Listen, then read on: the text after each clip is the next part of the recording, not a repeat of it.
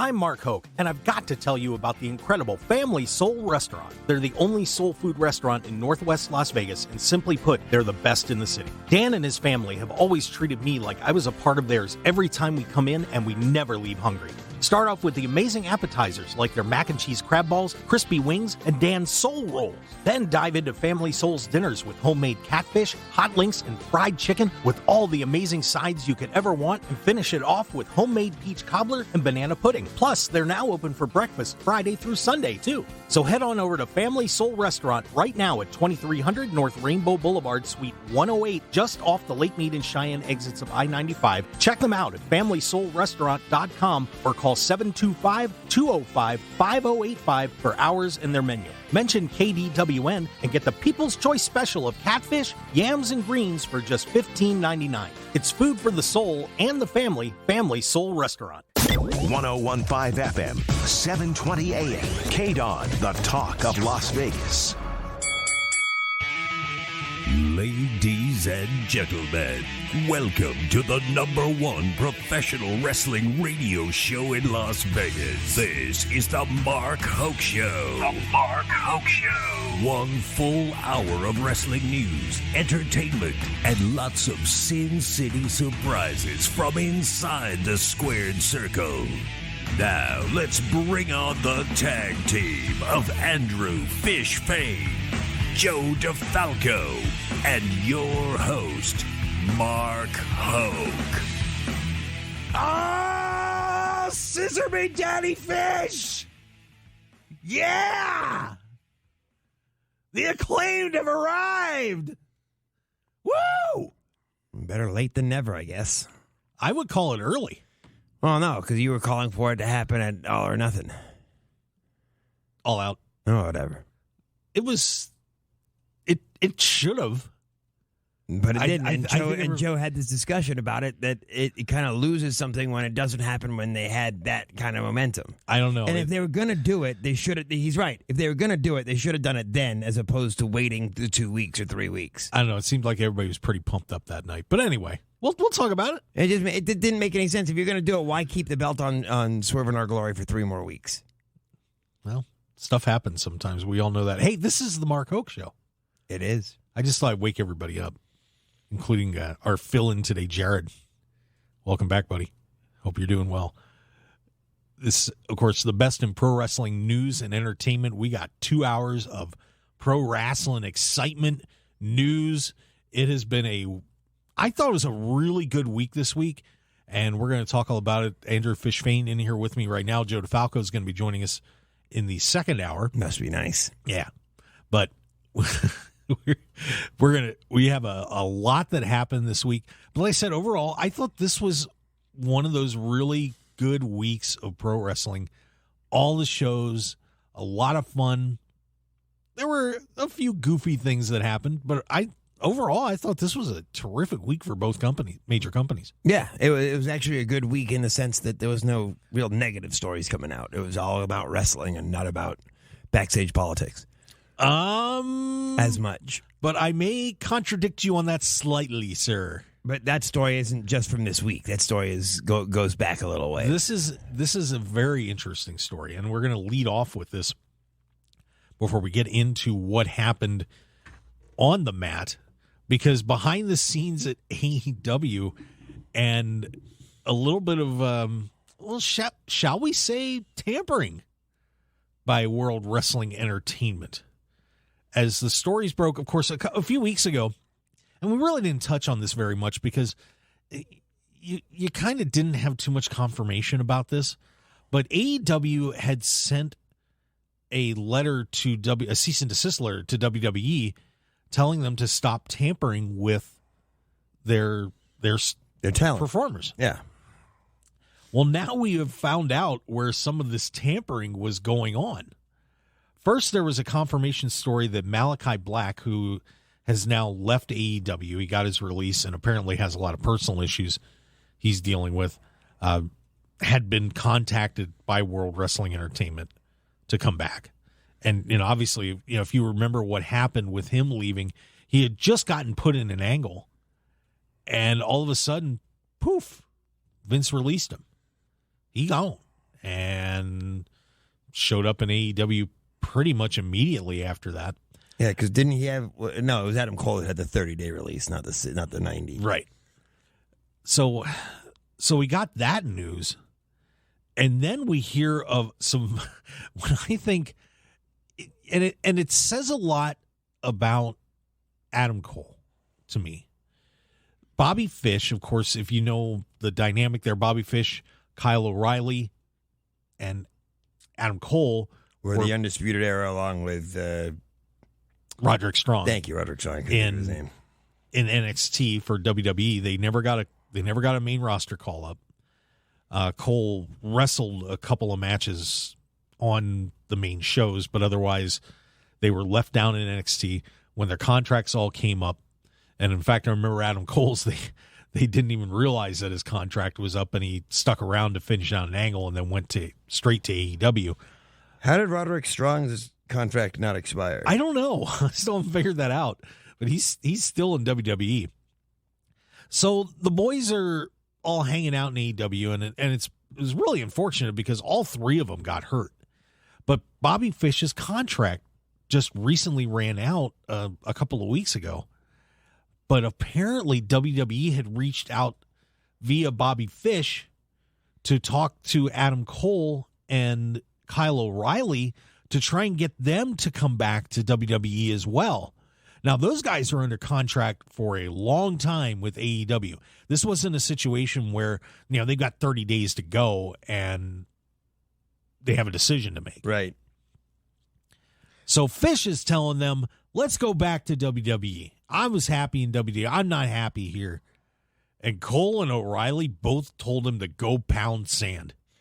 What I find interesting is that Fish now ended up in Impact, so he didn't even end up back in WWE anyway. Yeah, and apparently Swerve Strickland, who is another guy that got let go by WWE, and then he was part of Hit Row. Hit Row. And, of course, Hit Row had their own drama. They all got released, and Triple H brought them back. But Swerve, in the meantime, went over to AEW, and, of course, was just recently teaming with Keith Lee as the AEW World Tag Team Champions. Swerve In Our Glory. Swerve told him to pound sand, too. So all these guys are staying, but apparently there's more names possibly coming out about this. FTR was another one. Of course, Dax and Wheeler were also contacted by WWE. I think this is really interesting that AEW had to do this, but honestly, that's a pretty cocky move by WWE to do that, especially I think when AEW had been pretty respectful about guys' contracts and not that we know of, and not doing that for the most part that we know of. Now we all know that everybody goes through back channels and stuff like that, but apparently WWE pretty much had reached out to a bunch of people directly and said, "Hey, do you want to come back?" And you can't do that. I mean, that's contract tampering. You can't do that in professional sports or anything like that. It's that's against the law. So I thought this was a pretty interesting situation, and at the same time, people have said, well, we don't like how Adam Cole got booked, and Swerve's wrestling really well. He'd be better off in WWE, and they just said, we're good. I mean, what do you think about all this, Fish? I think it's very interesting. It shows where WWE is and what they think of AEW. Obviously, they're a little threatened by them if they're trying to get some of their talent to come back. I think that Triple H is very upset that Vince released a lot of these guys, especially the Undisputed Era. But it will play out. And I'll be honest with you, the only guy from AEW that I definitely see back in WWE at some point is Chris Jericho. I think Chris would make an interesting run. And then we heard things that like the Young Bucks and Kenny Omega, who are executive vice presidents in AEW, actually were called reaching out to WWE. Yeah. I mean, how crazy is that? The Young Bucks contract expires, I think, next year in 2024. Or 2 years from now, 2024. 23. Is it 23? 23, yeah. And I would not be surprised to see them leaving AEW. But, here's the thing about the Bucks. Do you think they're a really good fit in WWE? No, but I don't think that. I think that they need to do whatever it takes for them to get out of AEW at this point. I think that the rift between them and Tony Khan and CM Punk is just too large. I mean, I don't think CM Punk's ever coming back either. I think CM Punk is done. PW Insider Mike Johnson had reported that he thinks the Punk is done in AEW. Of course, he had just won the world title all out and then tore a tricep, and they had, of course, the backstage Donnybrook. Yeah, I mean, I don't think they release him until he's healed, but I think once he's healed, he's done. Yeah, I mean, that whole situation, there has still been nothing announced about where these suspensions are going. No. And if in case you didn't hear the story, of course, CM Punk had the press conference where he basically tore everybody in AEW apart. The Bucks and but Kenny especially Omega, the Bucks, Kenny Omega, and Adam Page. And the Bucks and Kenny Omega went into his locker room. Whether it was a forced entry or not, we are not sure. And whether Punk threw the first punch or not, it appears that Punk threw the first punch, but we don't know. But Punk and Ace Steel, his coach and his trainer, and then he was also a coach at AEW, those guys got into a major altercation and are all suspended. A slobber knocker, and they are still all suspended with nothing coming out about this investigation yet. So we're still waiting to hear what's going to happen to all those guys. And AEW seems to be moving forward quite well without them. So, yeah, I really, you've seen it in every wrestling company that's going on and been in the past. Things happen, people leave, and you just keep it rolling. You just keep on going. You have to, I think Tony Khan did the right thing. Taking the trios belts off Omega and the Bucks. He took the championship off Punk, and they just said, you know what? Couple weeks, new champs, let's go. Yeah, I mean, he didn't really have a choice. But, yeah, he made the right move. Yeah, and, of course, that has resulted in what happened at Grand Slam this week. And, of course, this is the Mark Hoke Show on KDWN 101.5 FM, 720 AM. And before we talk about Grand Slam, by the way, I want to mention this real quick because, of course, there's football going on, too. And we would really appreciate it if you could take a second, go to markhokeshow.com and click on the links to go to betonline.ag. You can still bet on wrestling on that site. And we were just going through and looking at all the crazy stuff that you can do on there. I mean, snooker, darts, politics, Celebrity Jeopardy. Jalen Rose is the underwhelming favorite. Underwhelming underdog. Yes, to win the Celebrity Jeopardy Tournament Championship. But you can bet on all sorts of stuff on betonline.ag. Go over there right now. Click on our link, please, because that's how we get credit for that. And you can get a 50% bonus up to $1,000. So you can get an extra $500 if you make a deposit. So just go to markhokeshow.com, click on any of the links on our website, either on the front page or the sponsor page. Throw down your money there on betonline.ag, very reliable site, been around for a long time, and pick your NFL games and whatever else you want. That's $500 free. Yeah. And, of course, the big wrestling bet up there right now is will MJF win the World Championship before the end of the year. So check it out. We'd appreciate it. MJF, of course, was a part of the Grand Slam show as he was looming large. But, boy, I'll tell you, was that a great night on Wednesday night? AEW needed that show, and they did a great job with it. That Arthur Ashe show was pretty sensational last year. And this year, obviously this was almost, All Out is kind of should be their starting point. But with everything that happened, they just kind of reset at this Arthur Ashe show. It's their first live, for their first TV show that did $1 million gate. Apparently some dude, when they crossed the $1 million threshold, got some pretty cool stuff. Autographed chair and all sorts of... Or the dude that made them cross the threshold? Yeah. Good for him. Yeah. And that crowd was awesome. Yeah, they were. Oh, my God. I will say the AEW crowds seem a lot more into it than the WWE crowds do. Except for maybe the Clash at the Castle crowd. Yeah, because they're British, so yes. They're insane. But, well, why do you think that is? Because the WWE crowd is more of a generic crowd, while the AEW crowd is more of a wrestling crowd. Yeah, and it was a terrific night. Of course, they taped for Rampage, did 2 hours of that on Friday. So Rampage was a 2-hour show, and then of course we had the Dynamite show, which was its normal 2 hours. And honestly, I thought 5 really good matches on that card. I really did. I enjoyed every one of them. And the crowd really does make AEW go. I mean, that crowd makes all wrestling. I mean, when if you look back at some of the old like Attitude Era Raws and stuff, even the Ruthless Aggression Era Raws, you could the crowd makes a huge difference. Yeah, and they were live from the start. I'm sure, of course, I'm sure the other obviously the other matches were taped before the final 5 that aired on Dynamite. But man, was they were hot. The first match of that whole thing, the Ring of Honor World Championship was on the line with Claudio Castagnoli against Chris Jericho, and that crowd was singing Judas. I mean, I could barely even hear the music. It was that loud. Yeah, I don't understand how they keep him a heel when everyone's singing along, and I don't know how they can do it, how they pull it off either. But that's Jericho.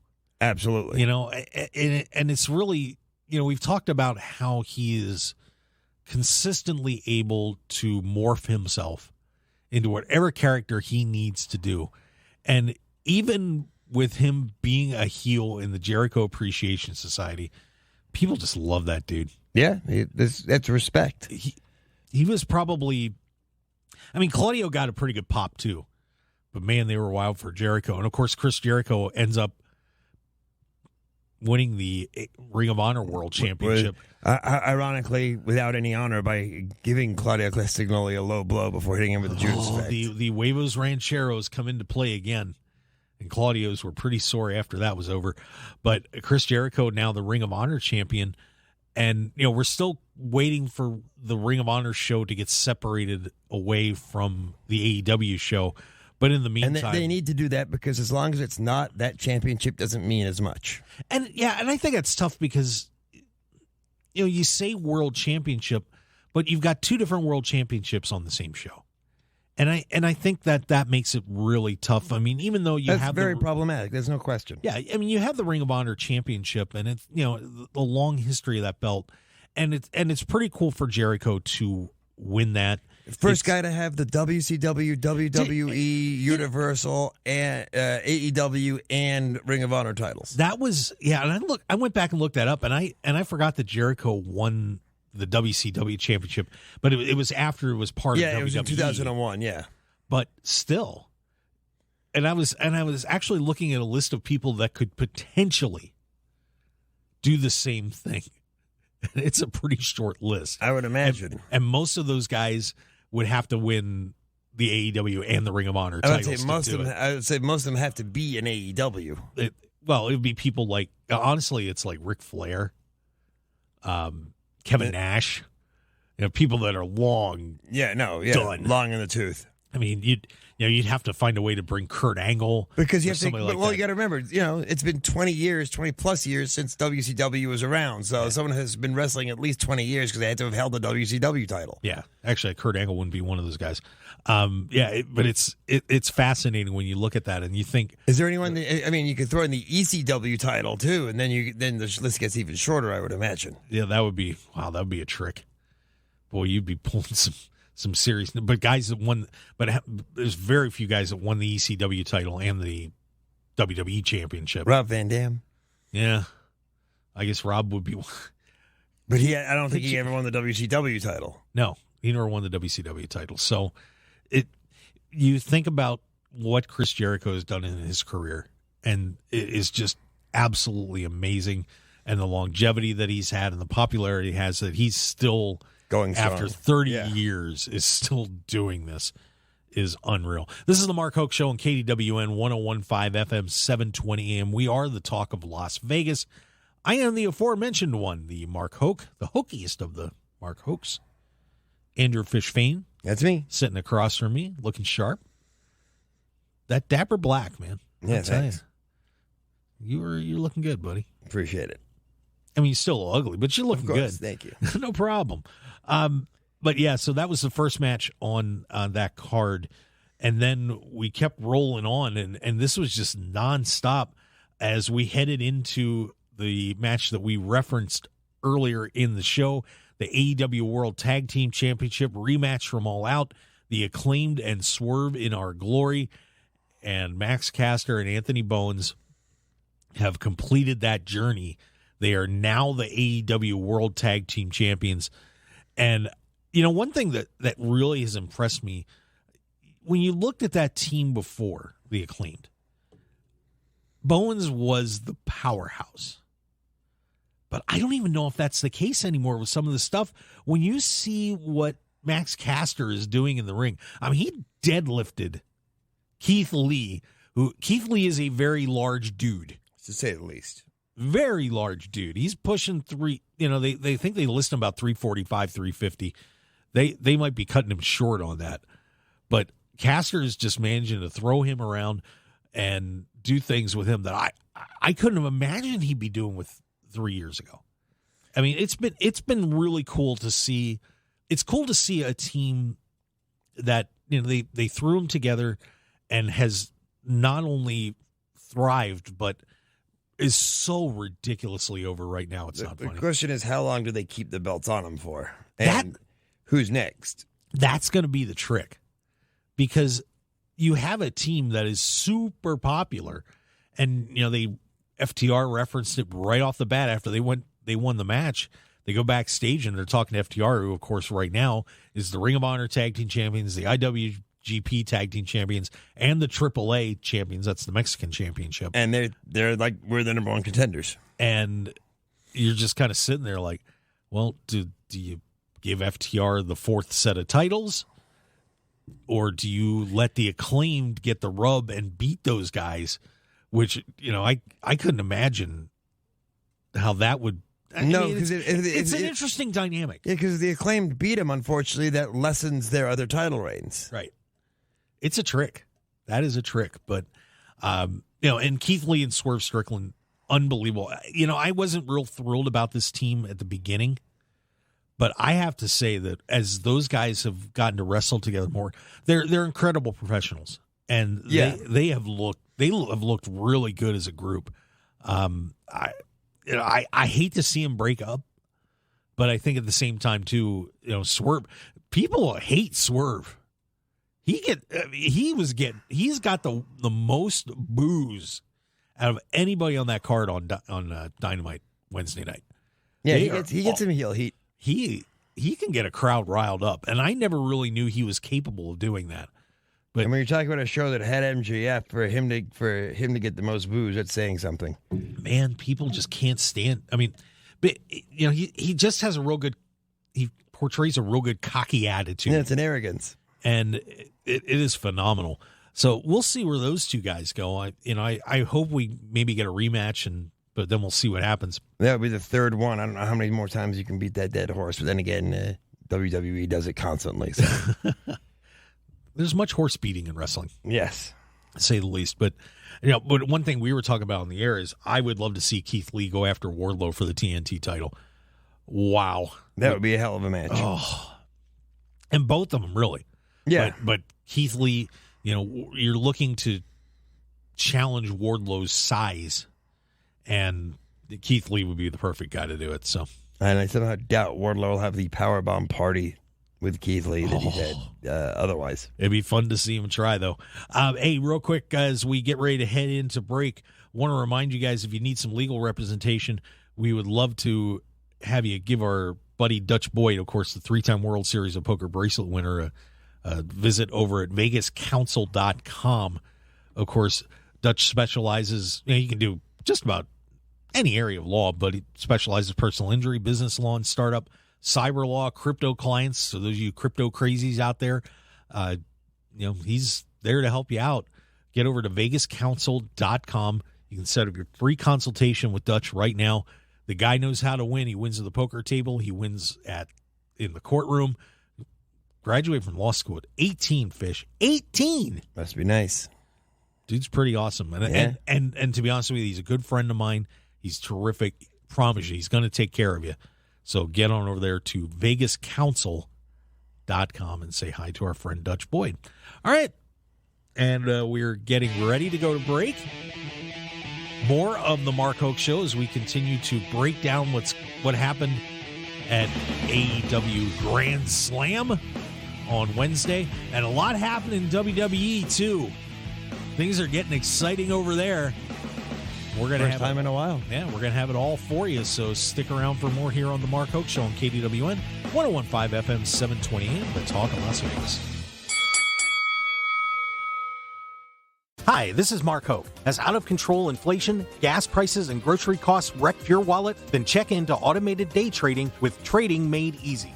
Trading Made Easy has spent 5 years helping people put cash in their pockets with their simple-to-use day trading software. So if you're ready to leave that 9-to-5 job behind, visit TradingMadEasy.com or call 800-971-4160 to sign up for a free live training seminar right now. That's TradingMadEasy.com. When it comes to having the right attorney in your corner, you want to have a proven winner on your side, and Russell Dutch Boyd of VegasCounsel.com knows how to win in Las Vegas.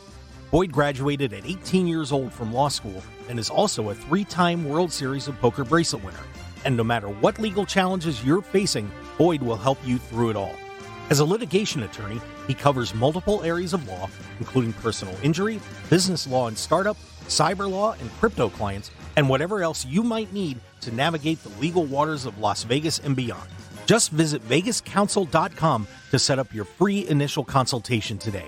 That's VegasCounsel.com and let Dutch Boyd help you win today. Once again, that's Russell Boyd at VegasCounsel.com.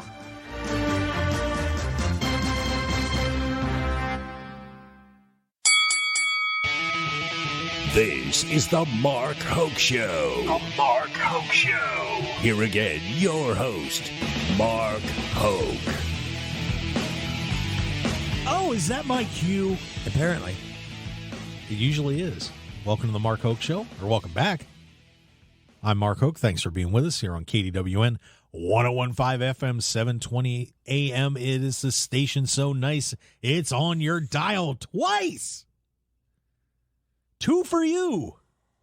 Just like right now. Me? And me. Andrew Fish Fain. Of course, that's 2. And, of course, Andrew will be running the fish tank. Believe in the process. On SportsX Radio tomorrow night. So make sure you join him and his amazing co-host on that show. I mean, you can't do better than... You certainly can't. Me. I'm kidding around. But 8 to 10 on SportsX Radio tomorrow night as we'll break down the world of sports. So we'd love to hear from you then. So tune on in. Speaking of tuning on in, by the way, if you haven't downloaded our podcasts, you listen to the show and say, man, this show's awesome. These guys are great. Go to markhokeshow.podbean.com or all your favorite podcast outlets. We are literally everywhere. We are up to, wow, I just updated this on the website. We are now up to 53 countries because we just picked up another one. Not too shabby. Within the last 24 hours. Fish, Dominican Republic, Jordan, and now Kuwait have tuned in to the Mark Hoke Show. That's ridiculous. Thank you very much. We do appreciate it. So if you want to check us out, markhokeshow.podbean.com. And by the way, we've got a YouTube channel too. If you ever want to listen to us on YouTube, we need to pick up some views on there. So, we would certainly appreciate that if you want to go to the Mark Hoke Show on YouTube as well. That would be fantastic. We're going to start putting some new stuff up there. Once I drag Fish into the studio on Thursdays, we'll do some video shows or something. But yay. It'll be fun. But thank you, everybody, sincerely for listening to the show. We do appreciate it. It just blows us away every time we see that. All right, back to Grand Slam. The third match of the night was Pac and Orange Cassidy for that AEW All-Atlantic Championship. Great match. As one would expect. Pac's awesome. He is. I would have loved to have seen him win the world title early on in AEW. I know that wasn't really the plan, but God, he is so good at just everything he does. He's the man that gravity forgot. He is. He used to be known as Neville in WWE. But, one thing, Orange Cassidy just keeps losing championship matches, and I feel bad for the dude. And Fish, he's like a high-level jobber. The thing about Orange Cassidy, if you haven't seen Orange Cassidy ever wrestle, when he comes out, he's wearing a jean jacket, Very generic. Hands in his pocket. Videos. Puts the hands in the pocket. Does the little goofy kicks where he's just standing there and he kind of takes his foot. I still don't understand what that's about. It's just being silly. But then all of a sudden, he turns into a rocket ship and is flying all over the place. It seems like there's almost nothing he can't do in the ring. Yeah, I mean, he does the leap over the ropes with his hands still in his pocket. Which is incredible. Yeah. How you can, I mean, being a professional wrestler is hard enough. But restricting yourself like that, where you're putting your hands in your pockets while you're doing things, and especially aerial maneuvers, is stunning. He makes himself like a missile. But here's the question I have for you, Fish, on Orange Cassidy. Does he need to make a change? Yes. He's because it's almost too jokey, so he needs to get some more seriousness in his character so he can be taken seriously. He's had some big wins in AEW. Not lately. But yeah, not lately. But it just seems like he's a guy that's on the edge and everybody loves the dude, but he doesn't win. Yeah, he's over, but doesn't win. So, I don't know what you do without wrecking the character, and I'm sure he's happy making the money. It was funny when we interviewed Wardlow, which is up on markhokeshow.podbean.com. I asked Wardlow, what do you have in the tank besides doing power bombs? And he said, well, I'm very happy being the guy that does the power bombs. So, if that's what gets you the check, I guess you're okay. But, you kind of wonder if a guy wants to be, win a title at some point. So we'll see what happens there. But Pac and Orange Cassidy continue to put on great matches. We had the interim women's title, and Toni Storm is still ticked about this, that she's the interim women's world champion. Another really good match. And Toni Storm. I mean, it's the same thing as when Punk got hurt and they had the interim men's champion. And you're going to have a Toni Storm versus Thunder Rosa match at some point, and that's going to unify the title again. And Toni's going to win. Yeah. And they did the same thing when Cody got COVID, and he was the TNT champ and was back in 2 weeks. I think everybody at the time was really overreacting to COVID. Oh, Cody's going to be gone for months. And it was like 10 days, and he was fine. I mean, they're right. It makes no sense. Instead of making the interim champion, make her the actual champion, but when the former champion comes back, they get the first title shot. Yeah, that would make sense. I think the interim, I got it with Punk, because Punk got hurt 3 days into his title reign. And you have such an investment in CM Punk, you didn't want to just win it and then make him look bad by taking it off of him right away. That one I got. But these other two, Thunder Rosa's rehabbing her back. There's some heat on her because people think she's not that hurt and she didn't want to drop the title. Whether that's true or not, who knows? But, Toni Storm looked really good. Britt Baker got busted up again. Did you see that spot? I did not. So Athena, who used to be Ember Moon in WWE, had Britt Baker on her back, and then Serena Deeb jumped into Athena's arms. So Athena is holding up two women at the same time. And it was a really cool spot, except for when Athena came down, she landed with her shoulder into Britt Baker's face. Ouch. Whoops. And Britt Baker is bleeding again.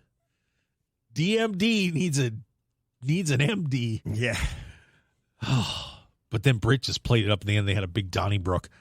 And Britt took her hand and wiped the blood off her face and then took it across her midsection. It's like, woo. Tough chick. Yikes. But what everybody was talking about was what happened after the match, and that's what I really wanted to get into. The heels were beating down the faces. So we got a big war going on in the ring, and all of a sudden some music hits, and nobody knows what's happening.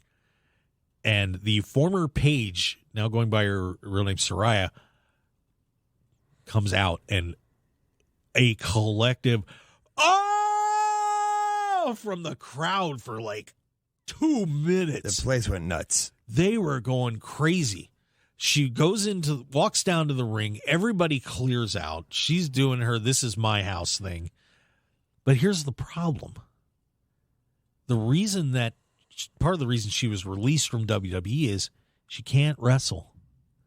And she didn't re-sign because WWE wouldn't clear. She's had neck issues she's been out for 5 years. Yeah, she came back and then she got injured like within 2 weeks.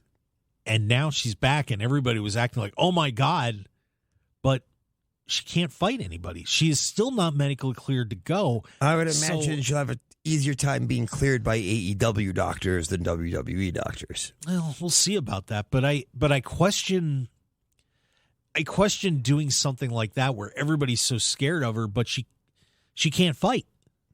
No, I mean, it was that to me was a little bit strange. Yeah, I like the signing because Saraya is a big name. Obviously, she's huge in the industry, or she has the lineage that goes back. I was a little shocked because the movie that came out about her life, Fighting With My Family, I think it was called, was actually a WWE movie. Yeah. I don't really know what to say about this because what role does she play? You know, if she can't wrestle. You know, and it's a shame that the last thing she did in WWE, she was manager of the Kabuki Warriors, right? Yeah, she was doing GM, the general manager role, and all sorts of stuff, and they kept her busy, you know, in the mix to a certain extent. I mean, she'd been written out probably the last 6 months or so, right? But you know, it would be awesome if she could wrestle because it really would take the AEW women's division to another notch. Yeah, you know, but she's not. She can't go. No, and I would be scared to death to be the one in the ring with her. Man, and we've seen that with guys like Bryan Danielson and Edge. You know, you're just like, oh, please don't get hurt. Please don't get hurt. Please don't get hurt. So I don't know where they're going to go with that, but you know, we'll see what the future holds for her. I know there's a lot of excitement for her being back, and I think she's going to have they're going to have a lot of fun with her in AEW, but. You know, it's kind of the same old to me. If she can't get in the ring, you know, what do you do? I don't know. We'll find out. AEW World Championship was decided. It was. The vacant AEW title was up for grabs. The finals of a tournament which you hated because it was so predictable. Until the end. Because wasn't. We were all wrong. As Jon Moxley, who we thought was going to lose this match, and they were going to go with, I don't know if it was a safer choice with Bryan Danielson, but Mox chokes Danielson out and wins his third official AEW title. Of course, he was the interim world champion, too, so I do technically think, it's 4. But I do think that it seems that AEW wasn't quite sure what to do because when it first happened, at the end of the match, Danielson looked very pissed off and upset. And then all of a sudden they had him being a good sport and putting the belt around Mox. Yeah, they're both part of the same stable in the Blackpool Combat Club in AEW. So that's headed by William Regal. And it's Mox, Danielson, Wheeler Yuta. And looking like, now Daniel Garcia looks like he's staying with the JAS. So we'll stay at 3 for right now. But, yeah, I don't know how to feel about it because I love Mox. Mox is over, and I think that was a real loyalty play by Tony Khan. Yeah. You know, saying, hey, look, you've been here the longest. You've been the one that's been carrying us for a long time. We're staying with you, brother. And I think that is a good message to the rest of the people in the back that, you know, have been there for a long time. But therein lies the problem, is if you're giving him the title to send a message, that's the wrong reason to give someone a title. I don't know. But, you know, obviously the stability of Moxley, you know, he's a guy that's going to stay there. He's not going anywhere. He's loyal to AEW. You know, I was a little surprised. But then, of course, the other thing going on during this whole match was MJF, who won that Casino Battle Royal and has the giant poker chip, signifying that he will be challenging for the AEW title at some point, sitting up in the stands. And he had a promo earlier in the night where he went crazy and attacked Tony Schiavone. But, you know, he was looming. He was doing great faces. Every time one of them hurt each other, he was like, just had this grin on his face. Please keep doing that. Go ahead. But, that chip is not like the Money in the Bank where he could have come down and cashed that night, right? There was a clarification on that. They just did an interview about it that apparently he just has to let somebody know that he wants to challenge, but he doesn't have to come out and say, okay, we're going to have a match. And so it seems like kind of a middle ground kind of thing. It's not like the Money in the Bank case where you can just run down to the ring and, you know, say, hey, I'm going to challenge for the world title right now. It's kind of a, hey, you know, we got to give a little heads up, but we don't have to tell the champ that it's going to happen. But yeah, interesting. But yeah, so MJF is looming, and And that's why that bet on betonline.ag is so interesting, because I wonder when this is going to happen. Of course, the original plan was for the next pay-per-view Full Gear that they were going to have Punk and MJF, but that got screwed up. So, do you let MJF hang around for a while and wait? And like I said, they kind of mixed things up as well with what they did on Friday on Rampage. Yes, because of course which makes no sense to me why they did this. I question it a little bit, and what we're referring to was on Rampage they had a really fun 2-hour edition, some great matches on there. Ray Phoenix, God, that guy, I don't know how. I would love to see him wrestle Neville in an hour match. That would be a lot of fun. I mean, Ray Phoenix, I don't know how he does some of the things he does. The dude is like Plastic Man. I mean, just everywhere. Amazing.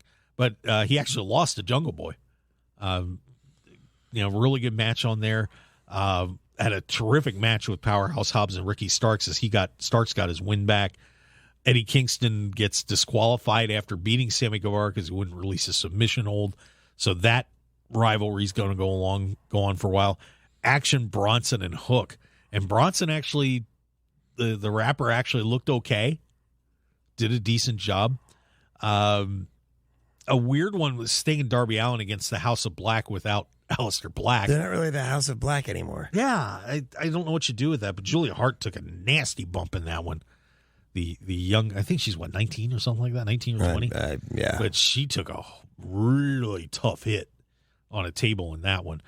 But in terms of the Battle Royal, they had a golden ticket Battle Royal, and the winner gets a shot at the AEW World Champion.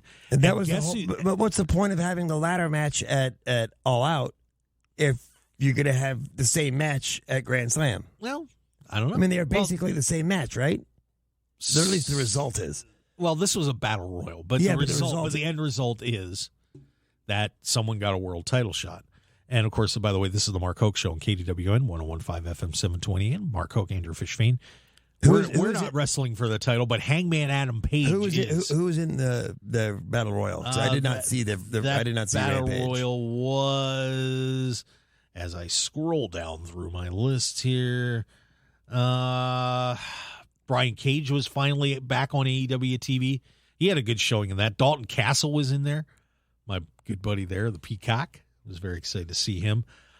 Page, Jay Lethal, Roosh, Penta was in that. I mean, just a lot of pretty good guys in there. Going in, it was pretty obvious though Adam Page was going to win though.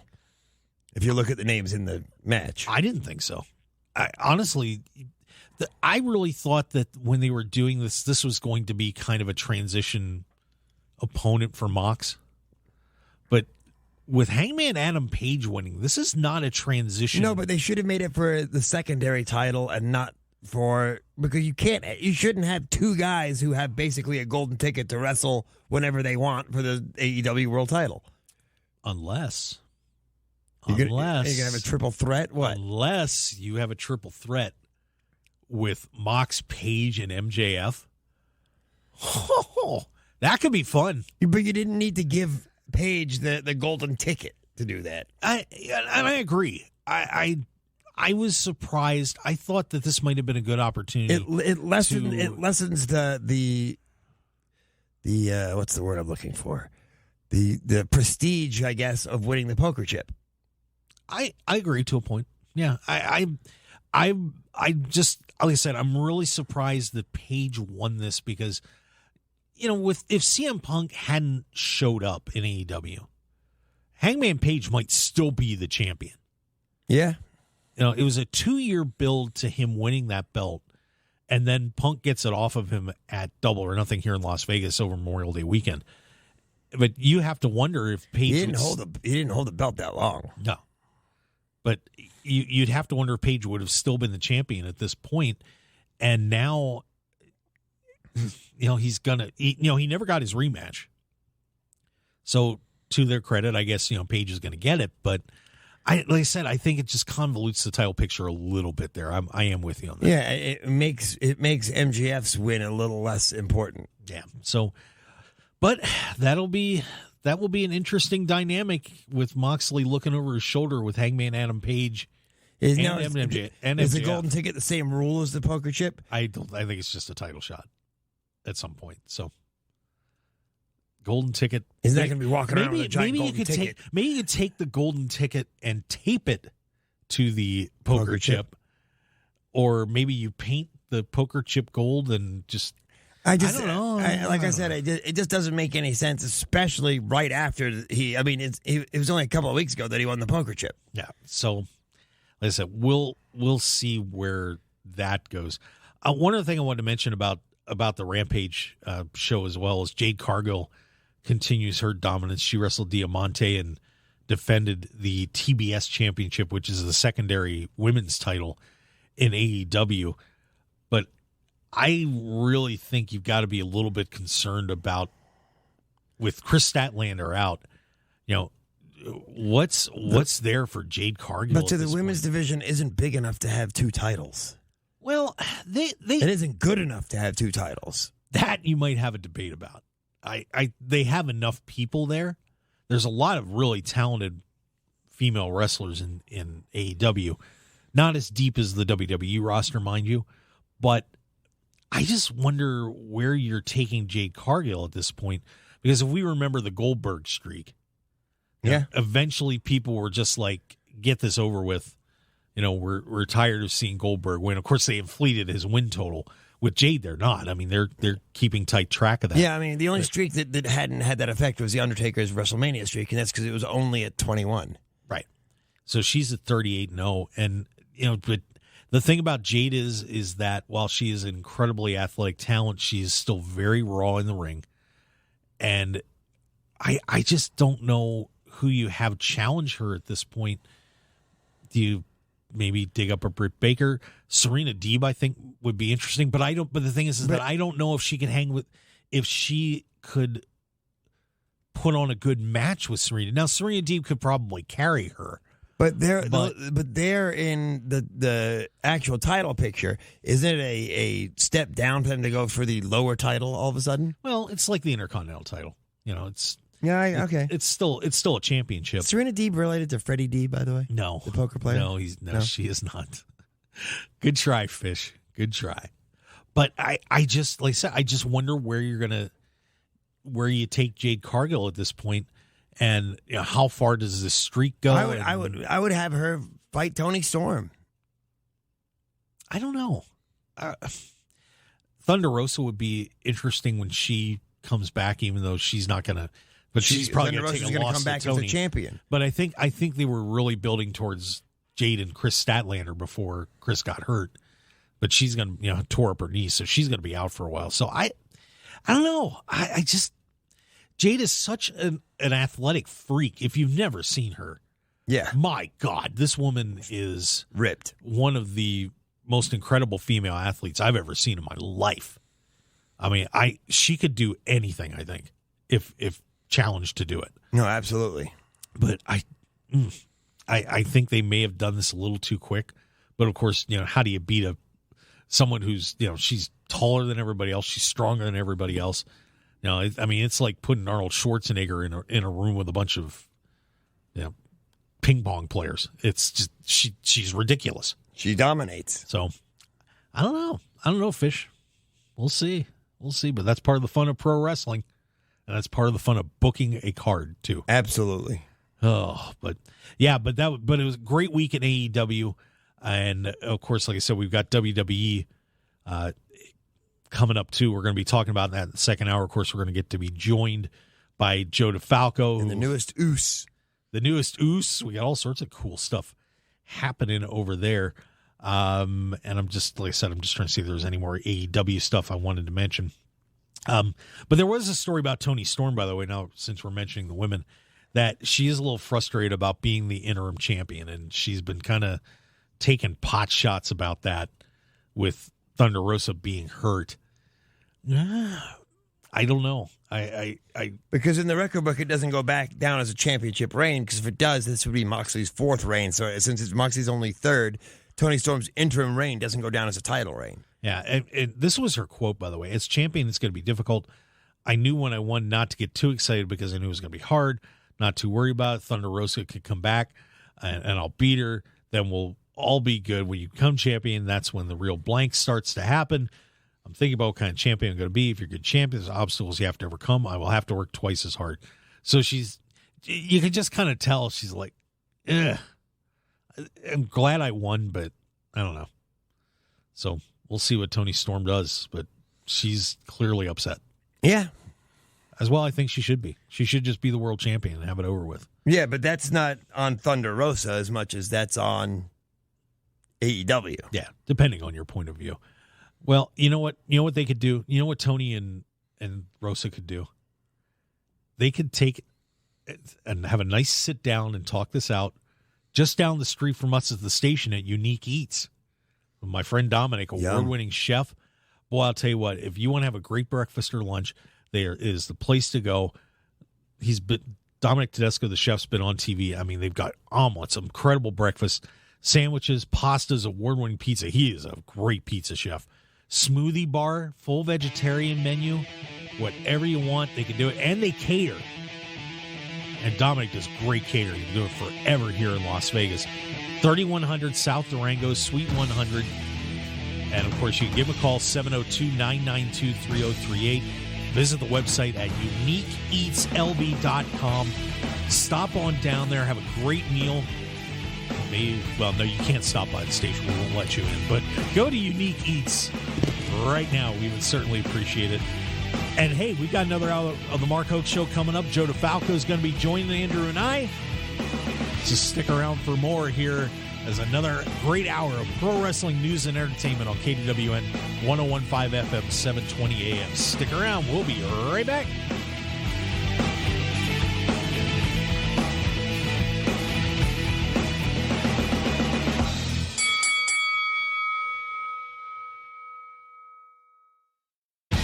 Want more of The Mark Hoke Show? Follow us on Twitter at Mark Hoke Show, like us on Facebook at The Mark Hoke Show, and visit markhokeshow.com to keep up with everything happening with the show. And remember to check out all of our archive shows on YouTube at The Mark Hoke Show and download our podcasts at markhokeshow.podbean.com and all your favorite podcast outlets. So join The Mark Hoke Show family today, and thanks for